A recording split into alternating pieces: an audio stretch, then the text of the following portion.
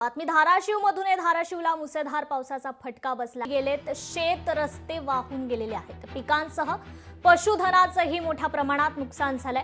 काजळा ते धाराशिव रोडवरील पूल पाण्याखाली गेलाय। पुलाची उंची वाढवण्याची ग्रामस्थांनी मागणी केली आहे। तर धाराशिव जिल्ह्यातील काजळा गावात मुसळधार पावसामुळे राजागोवी नदीला पाणी आल्यामुळे शेतकऱ्याच्या गायी देखील वाहून गेल्या। त्यामुळे शेतकऱ्याच्या पशुधनाचंही नुकसान झालंय।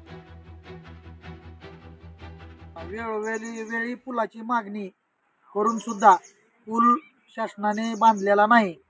तरी आपत्कालीन कुणाला काय झालं तर त्याला नेण्यासाठी धाराशिवला रस्ता सुद्धा चालू नाही। तरी आणि पाऊस तर आणखी वाढतच आहे, पाण्याची पातळी वाढत आहे। जवळजवळ पाणी लांबपस्तोर आलेला आहे, गावाला चिटकायला आलेला आहे।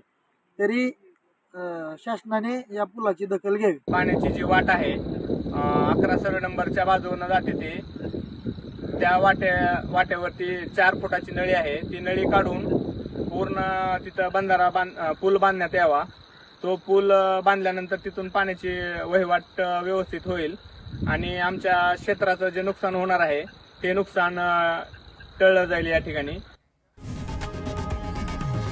लोकशाही मराठी ऐका, पहा, जागरूक रहा।